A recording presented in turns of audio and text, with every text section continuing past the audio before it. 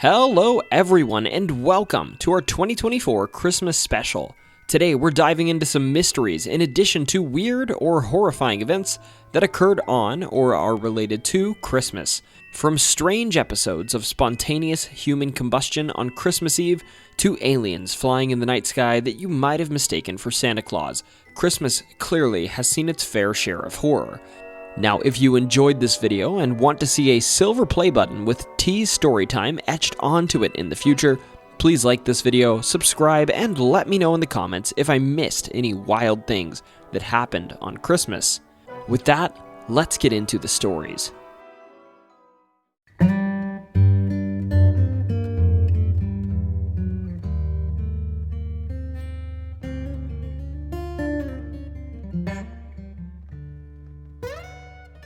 It was December 24th, Christmas Eve of 1885, and two individuals, Mr. and Miss Rooney, were at home with their farmhand, John Larson, and some sources say their son, John Rooney, in Seneca, Illinois. On this evening, the two were said to have quite a bit of whiskey to drink, and as a matter of fact, it was noted in official sources that the Rooneys were, I quote, addicted to the excessive use of whiskey. Now, this evening, their farmhand went to bed. He lived on the property, and it said he went to bed upstairs. That was his room. And that was the last time anyone would ever see of Miss Rooney. It's kind of interesting, actually. Apparently, this farmhand, who was described as a Swedish man who was almost an imbecile and perfectly harmless, usually always woke up at 5 a.m. But on this day instead, he woke up at 8 a.m. in the morning and found himself hardly able to breathe, nearly asphyxiated in his room upstairs where he had the door shut. Now, after kind of collecting his bearings, he went downstairs and found a scene which indicated there had been a fire. Now, it's worth noting many sources say this farmhand actually found Mr. and Miss Rooney deceased, but the primary source I'm reading on this article actually suggests that the farmhand simply saw something had happened, and in his nearly asphyxiated state, he summoned neighbors for help instead of exploring himself. Regardless, these neighbors alerted authorities, to which one Dr. Floyd Clendenin, the current coroner of LaSalle County, Illinois, caught a train to Seneca in eastern Illinois. Once there, the old doctor sifted through a crowd of onlookers to find a scene straight out of a horror movie.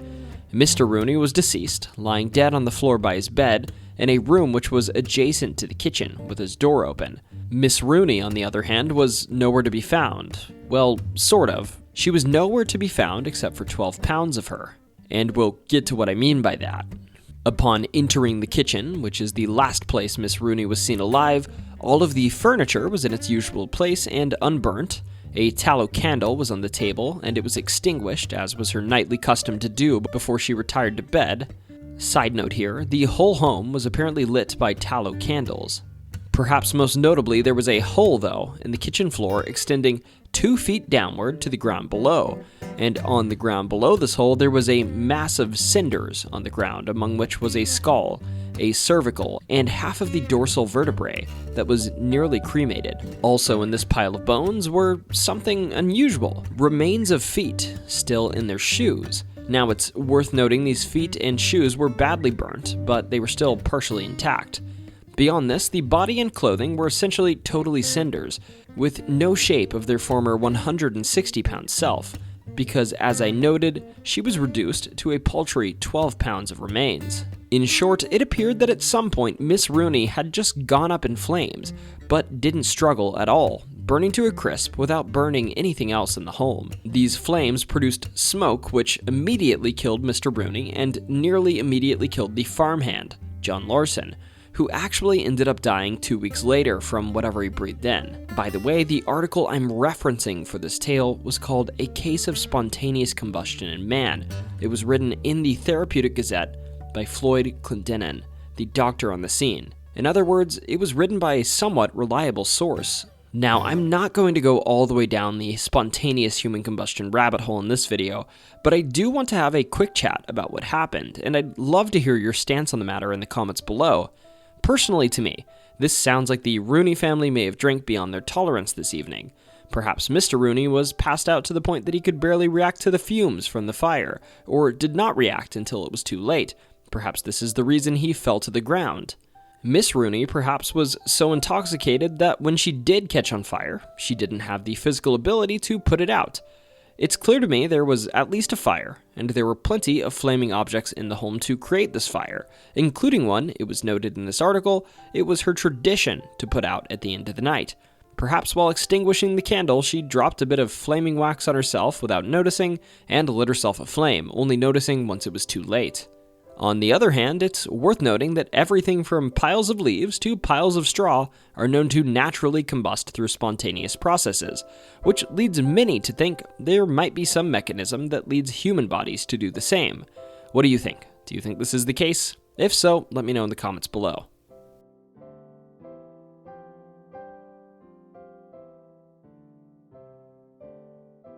At 1:25 a.m. on Christmas Eve of 1964, a resident of the Wiltshire town of Warminster in the UK, Mildred Head, woke up to a strange noise occurring above her. According to the account she told to a local journalist named Arthur Shuttlewood, we'll get to him more later, her ceiling was, I quote, alive with strange sounds lashing at roof. And she described that the noises were sort of like twigs that were brushing at the tiles, getting louder gradually until it almost sounded like hail. Upon looking outside of her window, she saw nothing, but perhaps because she was waking up while she was trying to identify the noise, a humming noise became apparent to her over time, which she stated became more akin to a faint whisper, as whatever it was making the noise distanced itself from her residence. This was the first event that became part of a saga known today as the Warminster Thing, a string of UFO sightings that went on to generate hundreds of reports of strange noises, lights, and more from locals in the region. That, from what I can tell, is rarely described in popular culture. This event involving poor Mildred, if you can't tell, was certainly not the last event associated with this string of UFO sightings. Just 4 miles away from Mildred's home, only a few hours later, at Nook Camp Army Base, apparently the whole army base was awoken by what sounded like, I quote, a huge chimney stack from the main block, ripped from the rooftop and then scattered across the whole camp. It's worth noting the soldiers here said this was not reminiscent of any military-adjacent noise that they'd ever heard. However, Warminster is known to be an army town, and it was home to the Land Warfare Center. It's also near a military training area named Salisbury Plain, where armed forces conducted maneuvers at the time.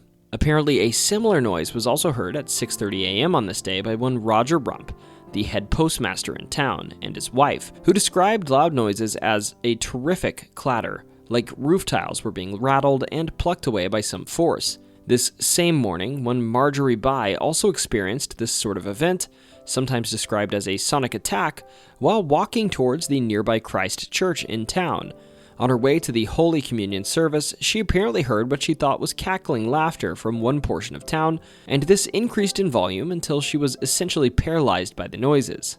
Now, following all of these accounts, enters a man I mentioned a little bit before, named Arthur Shuttleworth, an individual working for the Warminster Journal, as a journalist of course, who caught wind of these strange noises and was particularly involved with the case reported by Marjorie Bye, which was apparently indicative of an aircraft. Arthur was well known to report without bias and with integrity at the time, and he had a good reputation as a journalist around town. Anyways, Arthur went on to write 3 books about this episode, and his contemporary coverage of the event actually encouraged others to come forward about their experiences with this so-called thing. One of these individuals that came forward was one David Holton, a surgical podiatrist, and apparently David observed a whole flock of pigeons to die in flight after the thing flew near them. He posited that the sound waves are what caused their deaths, and David actually said he'd heard of something similar before occurring in the woods of the nearby village of Crockerton, where he caught wind that the residents had heard a high-pitched droning sound coming from the woods. These accounts prompted others in town to come out and give reports of animals, both domestic and wild, being killed or negatively affected by the sounds sent out by the thing. It's worth noting here, though, in 2005, David did come forward, and he basically said he was full of it. He lied about his whole report, claiming he wanted to see if his fellow townspeople would basically make things up in response, which basically makes me skeptical of every claim of animals being impacted by these sounds afterwards. Regardless, more audio anomalies were occurring in town, and sounds of hail and gale force winds, for instance, were commonplace, even when the skies were clear and blue. Finally, though, one night in June of 1965, something new happened. One Miss Marsden reported to Arthur Shuttleworth, the journalist, that while she heard the classic loud humming and bumping noises, suddenly a really bright light lit up her bedroom, like it was daytime. This brought forth many other individuals with their own reports of seeing unusual things in the sky, including one from a vicar's wife, one Miss Patricia Phillips, who apparently witnessed a brightly glowing cigar-shaped object hanging in the sky for around 25 minutes before rotating and disappearing. The sighting of a craft alongside the noises apparently were all that was needed to catapult this saga into mainstream media, which Arthur happily sold stories to. I'm not knocking Arthur's credibility here, I'm just saying he seemed to be doing factual reporting of people's accounts, but happily spreading this reporting far and wide for some extra cash. Hey, no shame here, that's basically what I'm doing on YouTube. Regardless, these reports of strange noises and UFOs continued throughout the summer. For instance, on August 17th of 1965, the Borum Fieldhouse estate reported a gigantic explosion-like sound accompanied by, I quote, monstrous orange flames in the sky, which appeared to come from the Roman earthwork fort of Battlesbury and cast lights over a nearby hill. Additionally, there was a supposed photo released on August 29th of 1965 of the Warminster Thing. This was supposedly taken by one Gordon Faulkner while he was bringing his camera to his mother's house for his sister to borrow. And while on his way there, he spotted the thing moving fast over the south side of town. This photo made its way to Arthur, who decided to use this photo as the front cover of his book, The Warminster Mystery. It's worth noting that a man named Roger Houdin actually came forward at one point, and he claimed that he and Gordon together had made this photo, that it was a fake. But Gordon denies ever knowing Roger, so take this for what you will. Arthur even eventually, on the 25th of September, had his own experience seeing the cigar-shaped figure in the sky from the upstairs room at his home. He noted that it had a hump in the center with a yellow or burnt amber sort of color at the top, and apparently before seeing this, he hadn't actually been convinced that anything was flying through the skies. He also noted that when he tried to take a photo of it, he felt pain in his hands and lost control of them for a bit. Also, his eyes began to water. Now, events like this continued to occur through 1966, but from what I can tell, sightings of the Warminster Thing finally died down around then. Throughout this whole saga, the military denied involvement and even mentioned that they hardly had the equipment to cause such explosions or noises. Now, I could go on here, but I think you get the point. Something strange was apparently darting around the skies of Warminster, scaring residents, causing unusual sounds, and eventually even showing itself in the skies of the town. So with this in mind, what do you think the Warminster Thing is? Was it alien technology? Do you think it was related to military activity in the area that nearby bases were not privy to? Personally, I lean towards the latter explanation given this was a well-known training area, but I'd love to hear what you think.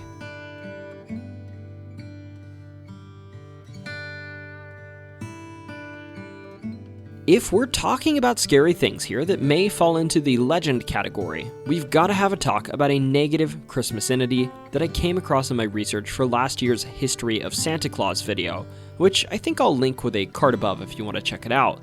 This entity is known as Frau Perchta, or sometimes just as Perchta, which frankly I'm amazed more folks don't know about. There seems to be a modern obsession with Krampus being the inverted, scary, evil version of Santa Claus, when in reality, this figure, Perchta, is far more terrifying to me and simultaneously a little more Santa-like if you ask me. In short, Perchta is an Alpine and ancient pagan folklore figure that's largely thought to have originated in the Alpine regions of Austria and Slovenia. She's considered a goddess whose name derived from Old High German words means the bright one, or sometimes the bearer, which reflects that she's thought to be associated with light and transformation. Perchta sort of has a duality in how she's characterized. Some literature describes her as old and ugly, others as beautiful and young. This could be purposeful too, as it's sort of widely thought that this entity had properties of a shapeshifter, being able to take on the form of some animals. This shape-shifting nature is probably also linked to the fact that Perchta is usually portrayed as simultaneously a figure that's benevolent and a punisher of sorts, depending on whether you've been a good boy or a bad boy, if you catch my drift. See, while Santa Claus will either leave you a gift or coal depending on whether you've been a well-behaved child, Perchta ensures that you've upheld cultural traditions and performed your household duties. In Bavarian and Austrian folklore, because of this, she's said to roam during the 12 days of Christmas, inspecting homes and the people within them. If a child or servant performed their duties as intended, they'd often be rewarded with a silver coin from her. But if they were lazy or disobedient, they didn't just get coal. Rather, they would have their stomachs ripped open and they'd be stuffed with straw and pebbles. This punishment is also thrust upon anyone who eats the wrong foods on her feast day. Funny enough, people also honored Perchta by leaving her offerings of food and drink, hoping for blessings of abundance from her. Sort of her own version of the modern tradition of milk and cookies, I guess. These days, Perchta, despite probably being pretty obscure in much of the West, is still celebrated in parts of Austria, specifically in Salzburg through the winter festivals that feature performances and through masks worn during parades in the Alpine region, referred to as Perchten. These masks apparently showcase her duality, with some masks being beautiful, emphasizing her ability to bring wealth and prosperity, and others being ugly, hoping to ward off evil spirits with them.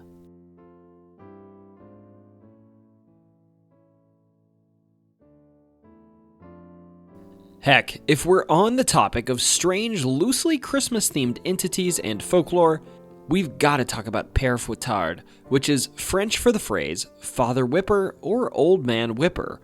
You might remember again if you watched my History of Santa Claus video, the strange story that led to Saint Nicholas being unofficially regarded as the patron saint of children. In the story, it's told that a few, usually 3, young children got lost in a city on their way to a religious boarding school that they were planning to enroll in, and they were hungry and without a place to stay for the night. And so they turned to either an innkeeper or a butcher, asking him for a place to stay or possibly directions. Normally, this innkeeper or butcher would have given them directions, but the boys were clearly wealthy, and alongside his wife, this individual gave the children a substance of sorts and stored them in barrels of salt afterwards, essentially, well, pickling the kids. Disgusting, I know. Anyways, 7 years passed, and one day, St. Nick stopped by this butcher shop or inn or whatever it was, and demanded that the individual running it open their salting tub. And then he demanded the children to rise up, making a sign of the cross. And the boys apparently actually did this. Following this, the butcher or innkeeper became, or perhaps was forced by St. Nick to become one of his followers or servants. Some versions of this story also say that old St. Nick used his divine power to curse this innkeeper to an eternity of penance in exchange for these crimes, therefore being twisted into some sort of shadowy, ugly figure. Admittedly, there's no mention of what happened to this innkeeper's or butcher's wife, by the way. Now, whatever happened, this servant is Pere Fouettard. Now, being a monster in life, he is of course characterized negatively most of the time. He's often depicted as a man with a sinister-looking face that wears dark robes, with horribly kept hair, and a long dark beard. He often has a whip, a stick, and switches, aka implements that he might use to punish someone, usually kids. Sometimes he's even depicted as having a backpack with him that he might stick children inside of. In short, to describe this Father Whipper figure, if Santa Claus is good cop, Pere is the bad cop. And while most American interpretations of Santa Claus describe your punishment for poor behavior as receiving lumps of coal, Pere is more likely to beat you with one of his implements or abduct you to perhaps consume you later, which I guess Santa Claus allows for some reason despite his apparent distaste for the consumption of kids earlier in this saga. I don't know about this particular bit of folklore. Now, later versions of this Pere Fouettard character mellowed up a bit, and rather than simply abducting and eating folks, he'd just take them to jail, and well, maybe rip out some body parts along the way that allow for individuals to speak, if you catch my drift. He'd also sometimes cage kids. Sometimes he's even depicted with another figure at his side, his wife, who is named Mother Flog, and she fills a similar role, but is maybe a bit nicer, sometimes releasing children that have repented, and she gives the good children she comes across candy. Regardless, it's sort of crazy to think that the character of Santa Claus both created and is accompanied by such a morbid sidekick, like that of Pere Fouettard. I'm a much bigger fan of Rudolph, if you want my opinion.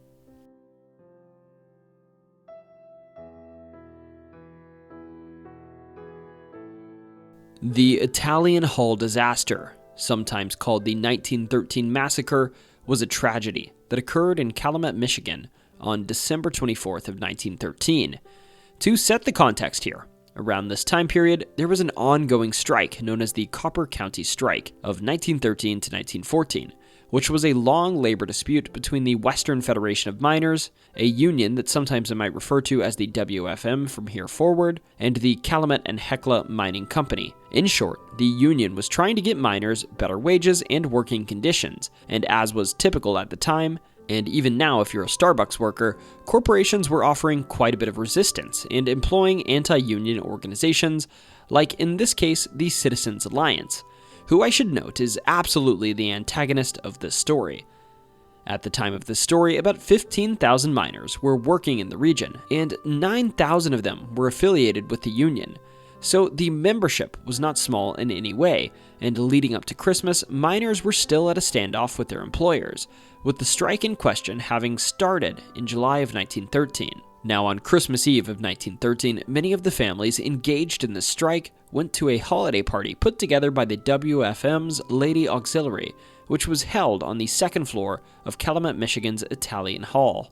This building was designed in such a way that there was a steep staircase leading to the second floor, the only way down other than a fire escape on the other side of the building that was kind of terribly denoted according to the articles I'm reading. At one point, everyone was essentially just partying on this second floor, and the main room had about 400 people in it. And then tragedy struck. While there was absolutely no fire, according to every interviewed witness, someone decided to yell out fire. This, as we know from disasters of this variety I've covered on this channel before, elicited a response in the form of a stampede, and it was an absolute mess, because people basically ignored the fire escape and went straight for the steep stairs. In total, 73 people, including 59 youth, died in this incident, all of which were immigrants, 50 Finnish, 13 Croats, 7 Slovenes, and 3 Italians. In the aftermath of this event, witnesses were interviewed, most of which didn't speak English, but the general consensus among them was that there was no fire, and the man that cried fire was wearing a button on his coat for the Citizens Alliance. Remember, this was the organization that opposed trade unions we discussed earlier.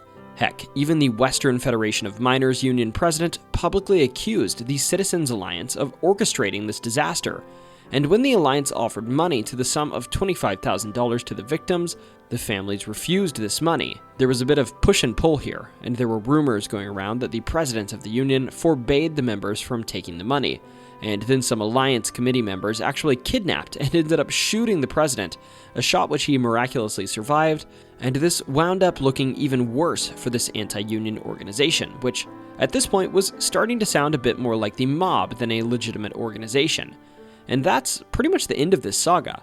Today, the Italian Hall no longer stands, having been demolished in late 1984, but the archway of the hall remains as a marker to the tragedy, being maintained by a local National Historical Park.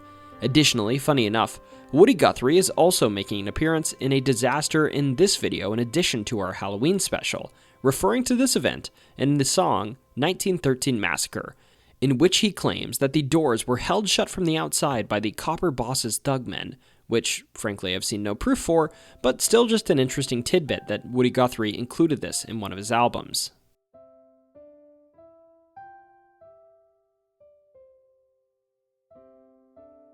Well, if you thought we were done with aliens for today, put your tinfoil hat back on, because we actually have a second Christmas-themed UFO to tell you about.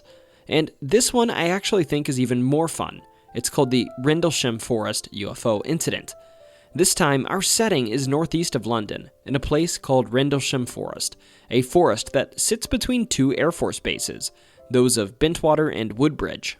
Now, while officially these are Royal Air Force bases, they are operated by the United States Air Force, and therefore the sightings here are mostly reported by the U.S. military. The first incident associated with the Rendlesham Forest UFO incident occurred on December 26th of 1980. Some individuals affiliated with the Air Force Base saw strange lights in the forest, and they began to wonder if a plane had crashed in the vicinity.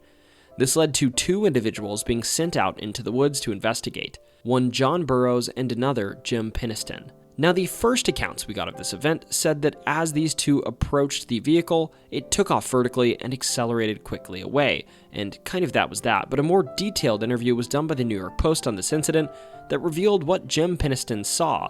According to Jim, there was a dome of light over the forest at first, and there were colored lights, which he specifically thought were a crashed aircraft. But once he got inside of the woods, he recognized there was no crashed aircraft at all, and kind of in fear, he initiated something called a helping hand situation, a warning to others that whatever this was possibly a threat to the base. Now, regardless of this, Jim began approaching this craft, and while he did so, he said he felt like he was walking through a pool of water, which is to say he was facing a ton of resistance. This occurred until he got within about 10 feet of the craft, at which point he felt like he could move normally again. Additionally, once he entered this sphere of influence, as he put it, all of the colors he was noting disappeared, and instead, in front of him, was an opaque black craft that sort of looked like black glass to him. To Jim, he didn't think it was a US Air Force craft. There were no rivets or seams or anything, not even a landing gear or exhaust. It was perfectly smooth. He did see something strange on it though, something that, to him, appeared like glyphs. And these were about 3 feet wide and 5 or 6 inches high. To him, this was some sort of writing, but not like any writing he'd ever seen before. And, well, I mean, if I were in this situation, I know what I'd do. We're human after all. If you see a body and you're not sure if it's dead, you know it's a rule. You gotta poke it with a stick and see if it's alive. So when he was next to this UFO, of course he reached out and touched it, after which apparently the craft lit up around the symbols, and by his own words, he was transmitted information, like a data download to his brain or something in binary. That's at least how he described it. He actually apparently went home and felt compelled to write down this binary, in ones and zeros of course, and didn't think anything of it until 30 years later when someone was having a look at his notebook that he wrote this down in, and ended up translating it. The translation was kinda eerie if you ask me.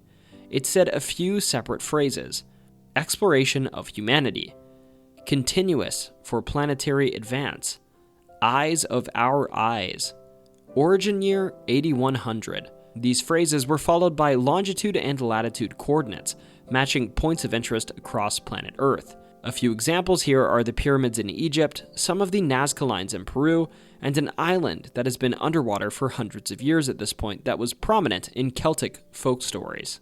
When asked what he thought this was in interviews, Penniston echoes the views of some other notorious individuals, saying that he thought that this craft he encountered, its origin was human, but not modern human, like humans from the future.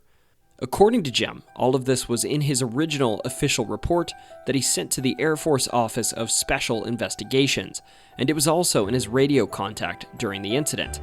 But apparently he was told to amend this statement by one of the Office of Special Investigation agents, one that apparently stood out from the others he typically interacted with.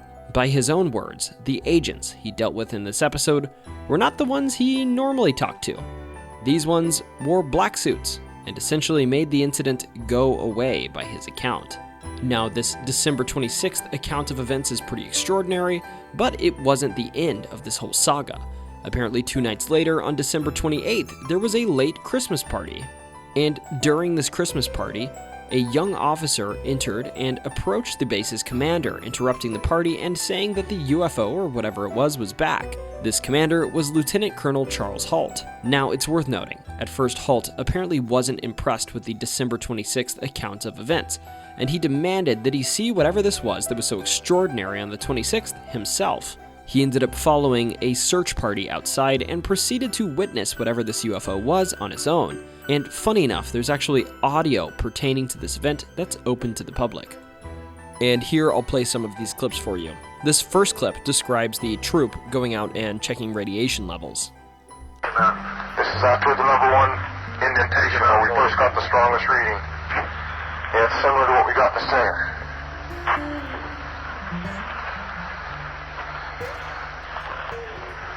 In the pod, it's mainly in the center. Looks like an area here, possibly. It could be a blast.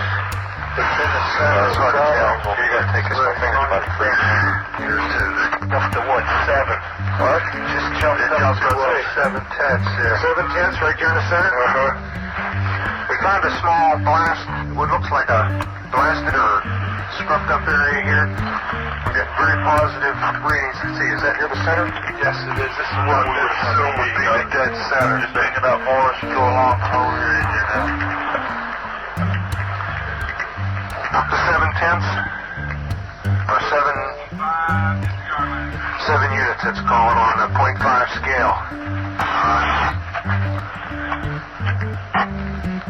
Also, while checking radiation levels, they discovered some abrasions on trees, and they discovered that these pine trees were healing unusually fast. Picking up collection. Let me see that. Well, that's kind of funny. You're right about the abrasion. And I've never seen a tree that's, never seen a pine tree that's been damaged react that fast. Bottle to put that in. Yeah. Finally, while checking radiation levels and inspecting the tree, they actually saw lights that they believed pertained to the crash, and they saw that the farm community, the animals at the farm that they were observing, started reacting and quieting down to the fact that this object, whatever it was nearby. I think I'm just going to play this clip and let you listen for yourself rather than describe it. It's kind of chilling. Watch, straight ahead off my flash right there. So there it is. Hey, I see it too. What is it? We don't know, sir. So can I get some word on that? Yeah, it's a strange, small red light. Looks to be maybe a quarter to half mile, maybe further out. I'm going to switch off. The light is gone now. It was approximately 120 degrees from the site. Is it back again? Yes, sir. Oh, that's the flashlight's in. Let's move out to the edge of the clearing so I can get a better look at it. See if you can get the star scope on it. The light's still there, and all the barnyard animals have gotten quiet now. Yeah, we're heading about 110 to 120 degrees from the site out through to the clearing now. Still getting a reading on the meter. About 2 clicks. Meter count 3 to 4 clicks, getting stronger. It's just deathly calm. There is no doubt about it. There's some type of strange flashing red light ahead. It's yellow. I saw a yellow tinge in it too. Weird. It appears to be maybe moving a little bit this way. Yes, it's brighter than it has been. Yellow. It's coming this way. It is definitely coming this way. Pieces of it are shooting off. There is no doubt about it. This is weird. Now, if you want to listen to more of this recording, I've linked it in the description of this video. There's a link to Wikipedia where you can either download or just listen to the track on there in its 18-minute entirety. Regardless, in this clip, they describe the craft as small, that there's red light, and that it looks to be maybe a half-mile away from them. The craft then proceeds to approach the search party, and in their words, pieces of it were kind of like shooting off. Halt was noted saying in this recording, "There's no doubt about it, this is weird." Now, during this Christmas party interlude, they also found indentations on the ground where the UFO was first witnessed to have landed. These indentations were about 7 inches in diameter, and the area was also checked for radiation, which registered readings of about 0.1 milliroentgens, with trees around them displaying 0.05 to 0.07 milliroentgens. Now, it was while they were examining this radiation that they again saw glowing objects in the woods. Halt described this light that he saw as like the pupil of the eye, like a hollow-centered light, if that makes sense, and it was blinking on and off for a period of minutes. This light would apparently approach the investigators, and then when they approached it and got within a certain distance, it would recede out into a nearby farmer's field. Apparently when it did this, it was glowing so brightly that the nearby farmer's home glowed red as if it were aflame. They then observed what they thought to be a beam going from the craft down towards the ground that sort of looked like sparks from a fire or a molten object. The craft then apparently exploded, I quote, like a firework into multiple balls of white light, and disappeared. So this is pretty much the whole account of the episodes that occurred on the 26th and 28th. A particularly interesting follow-up detail, though, that I think is worth noting, apparently previously declassified UK documents have actually attributed many of the health issues that witnesses to this event experienced later in life to radiation that these individuals were exposed to related to this encounter. Heck, even the American VA was evaluating granting these individuals disability in relation to this incident. AKA, the VA essentially admitted that this saga was real and perhaps dangerous to their health. Now, there have been all sorts of legitimate and reasonable explanations put forward to try to debunk this, from attributing the lights to cop cars driving by with red lights on that were reflecting off of everything left, right, and center, to red lights on the roofs of nearby houses or towers, casting a strange light into the forest and onto the nearby farmhouse. Regardless, to my eyes, these explanations aren't yet satisfactory.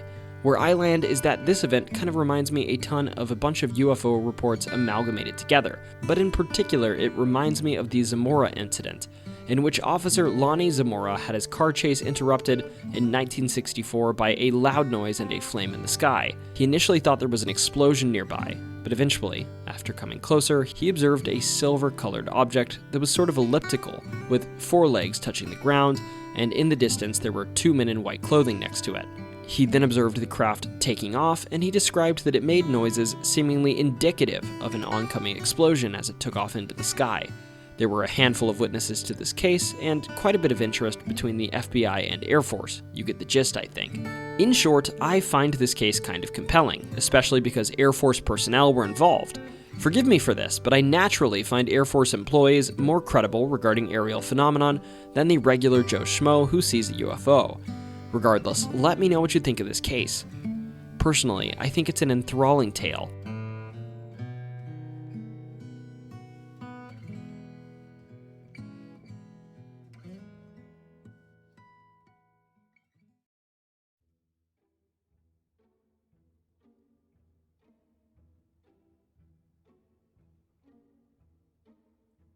Wowzers, putting out 2 videos next to one another is a little bit tiring.